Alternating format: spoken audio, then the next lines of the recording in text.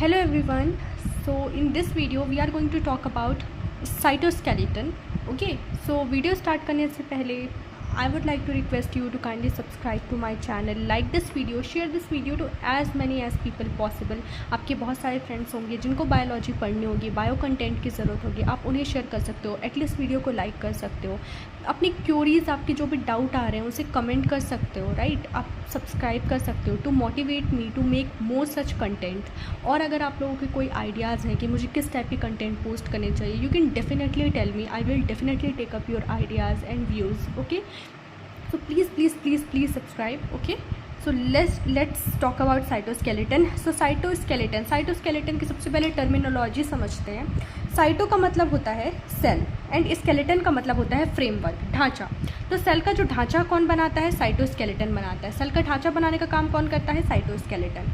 तो जो ढांचा बनाने का काम करता है ऑफकोर्स वो कौन से नेचर का होगा? प्रोटीनेशियस नेचर का होगा, यानी किससे बना हुआ होगा? प्रोटीन से बना हुआ होगा।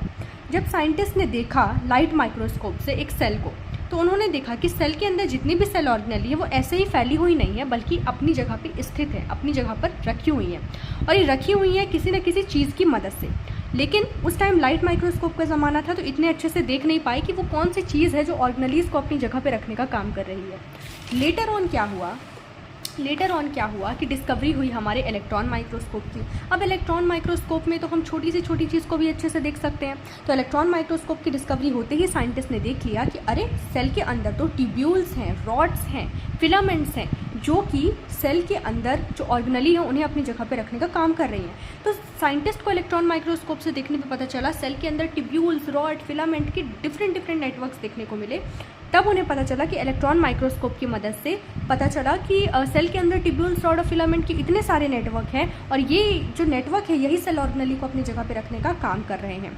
ठीक है, यहाँ पे जो फिलामेंट होता है वो क्या करता है? फिलामेंट जो होता है वो सेल को मूवमेंट, शेप और प्रोटेक्शन भी प्रोवाइड करता है। मतलब कि सेल में जितनी भी सेल ऑर्गेनेली है उन्हें अपनी जगह पे रखने का काम तो करते ही है साइटोस्केलेटन, और तो और कहीं ना कहीं मूवमेंट, शेप और प्रोटेक्शन प्रोवाइड करने का भी काम कौन करते हैं? साइटोस्केलेटन करते हैं। Cytoskeleton are of 3 types: microtubule, microfilament and intermediate filament. We can say that microtubule, microfilament and intermediate filament they together form cytoskeleton. ये मिल करके साइटोस्केलेटन बनने का काम करते हैं। अब ये माइक्रोट्यूब्यूल, माइक्रोफिलामेंट, इंटरमीडिएट फिलामेंट क्या होते हैं? माइक्रोट्यूब्यूल मतलब कि छोटी सी ट्यूब, माइक्रोफिलामेंट छोटा सा सॉलिड रॉड, और इंटरमीडिएट फिलामेंट एक नॉन कॉन्ट्रैक्टाइल फिलामेंट होता है। देखो माइक्रोट्यूब्यूल कुछ ऐसी दिखती है, ठीक है। माइक्रोट्यूब्यूल एक छोटी सी ट्यूब होती है जो कि नॉन कॉन्ट्रैक्टाइल होती है, कॉन्ट्रैक्ट नहीं करती। ये ट्यूब जो है वो हॉलो होती है, अंदर से खाली होती है। तो एक छोटी सी अंदर से खाली ट्यूब को हम क्या कहते हैं? Microtubule. Microfilament small solid rod होता है, एंड कॉन्ट्रैक्टाइल होता है। छोटा सा सॉलिड रॉड होता है एंड ये कॉन्ट्रैक्टाइल होता है। एंड इंटरमीडिएट फिलामेंट जो है वो नॉन कॉन्ट्रैक्टाइल होता है। इंटरमीडिएट फिलामेंट को हम इंटरमीडिएट फिलामेंट क्यों कहते हैं? क्योंकि इंटरमीडिएट फिलामेंट का जो साइज होता है वो माइक्रोट्यूब्यूल और माइक्रोफिलामेंट के बीच का होता है, इसलिए हम इसे इंटरमीडिएट फिलामेंट कहते हैं। और ये नॉन कॉन्ट्रैक्टाइल होता है। तो कौन कौन नॉन कॉन्ट्रैक्टाइल है? माइक्रोट्यूब्यूल नॉन कॉन्ट्रैक्टाइल है, इंटरमीडिएट फिलामेंट नॉन कॉन्ट्रैक्टाइल है।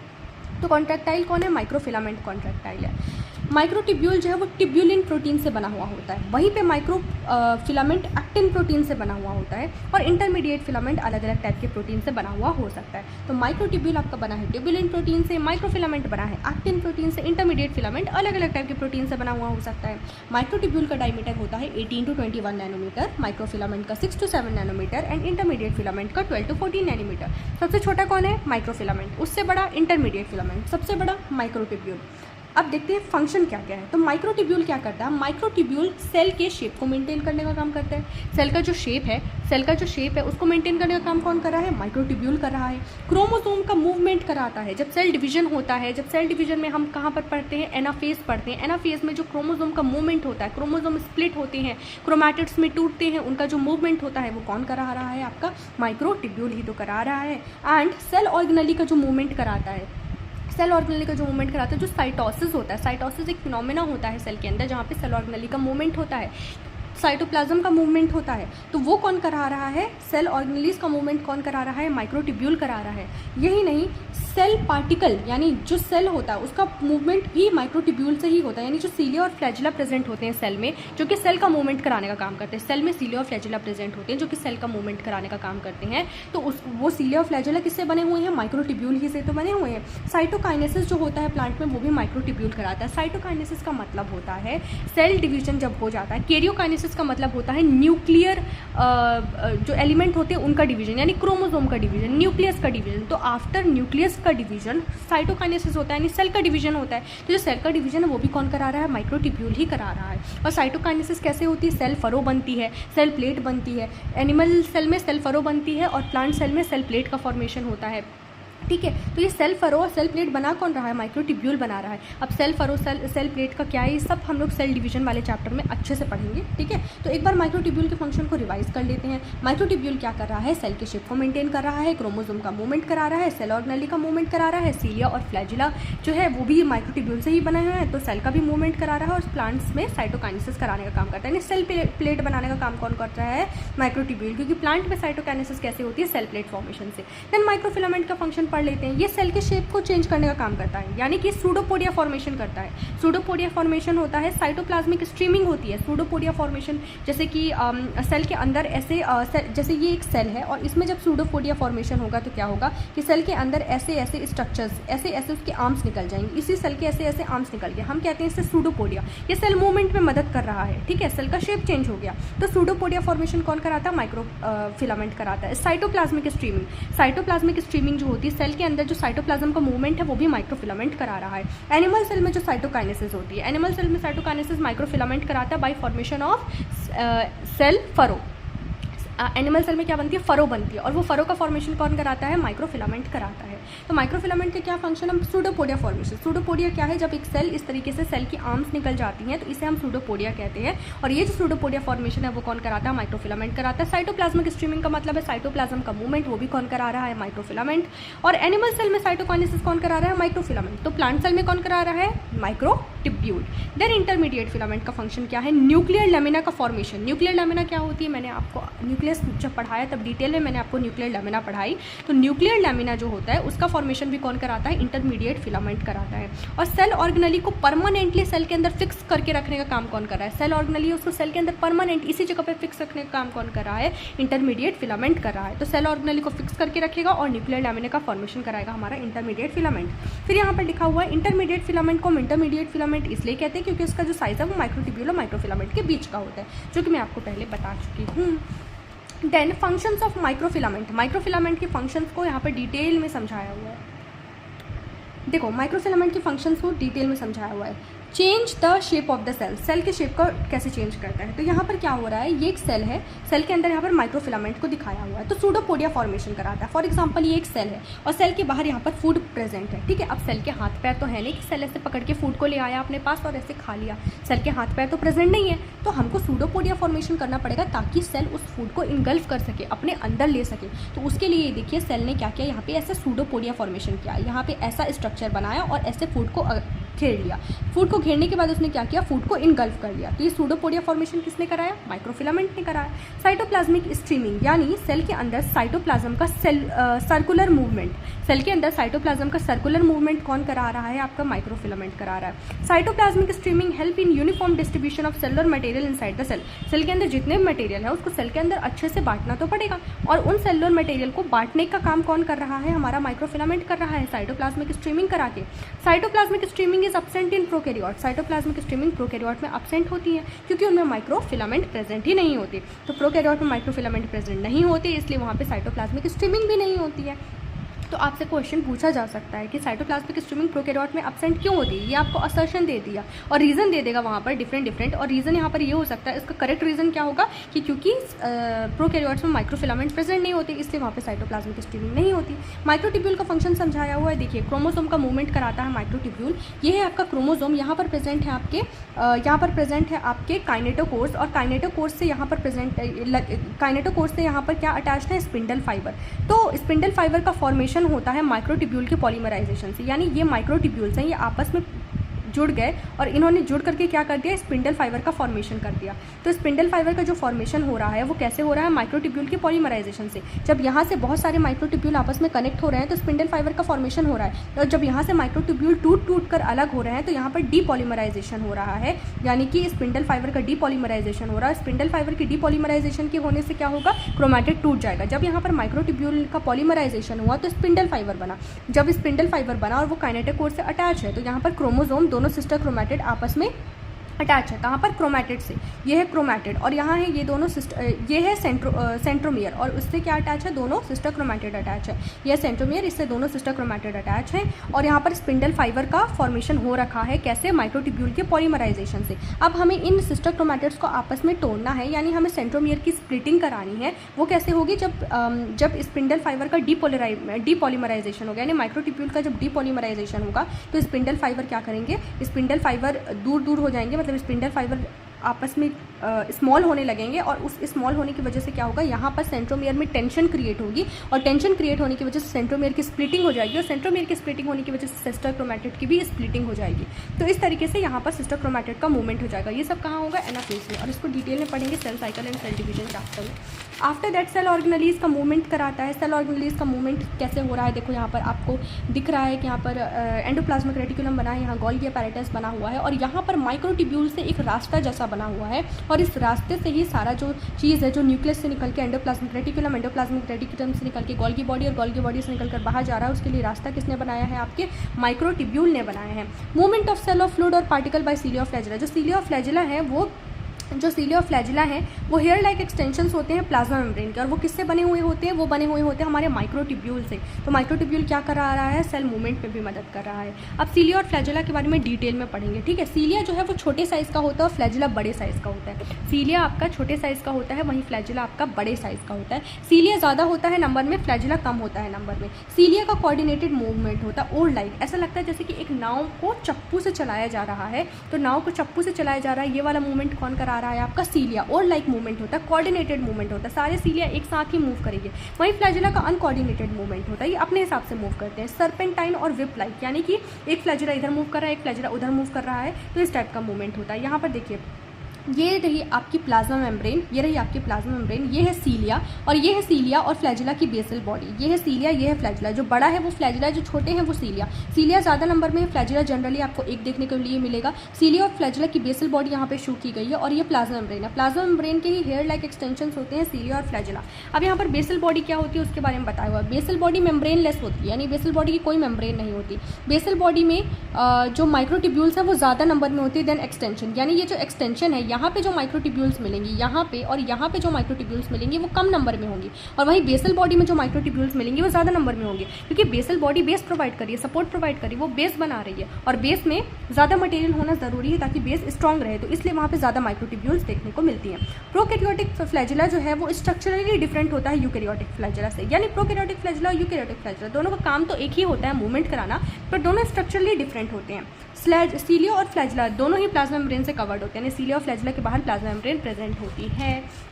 Then TS section of cilia और फ्लैजिला एंड यहाँ पे TS section of basal body दिखाया हुआ है। तो सबसे पहले सीलिया और फ्लैजिला का टीएस सेक्शन देख लेते हैं। तो आप लोग देख सकते हैं सबसे पहले सेंटर में क्या है, सेंटर में यहाँ पर प्रेजेंट है आपके ये प्रोटीन और उसके अगल बगल प्रेजेंट है सेंट्रल शीट। यहाँ पर क्या प्रेजेंट है आपके सेंट्रल शीट, और यहाँ पर आप लोग देख सकते हो कि यहाँ पर सीलिया,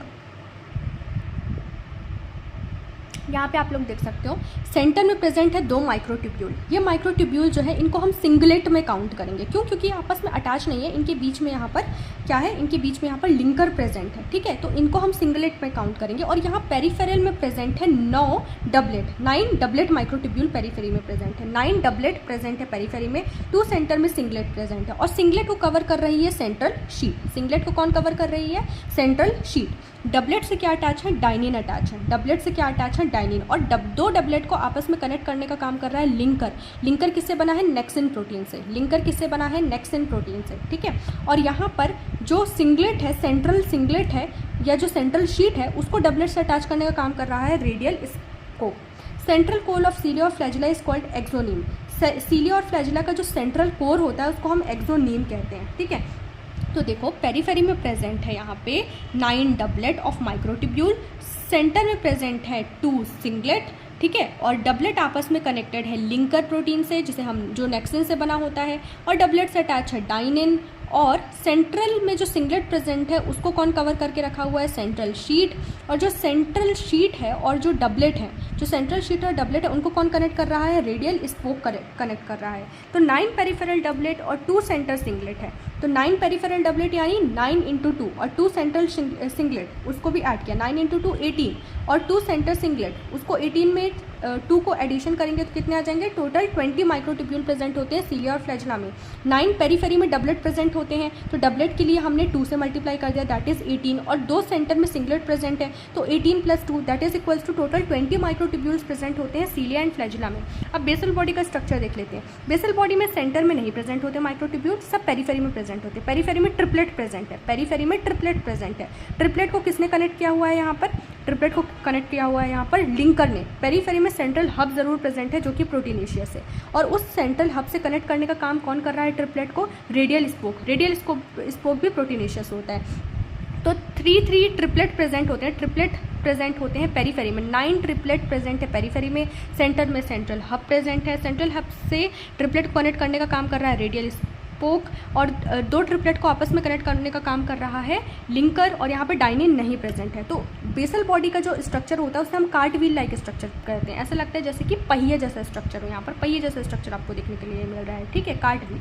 तो देख लेते हैं यहाँ पर सेंटर में तो कुछ भी नहीं प्रेजेंट है, सेंटर में कोई माइक्रोट्यूब्यूल नहीं प्रेजेंट है, तो 0 ले लिया।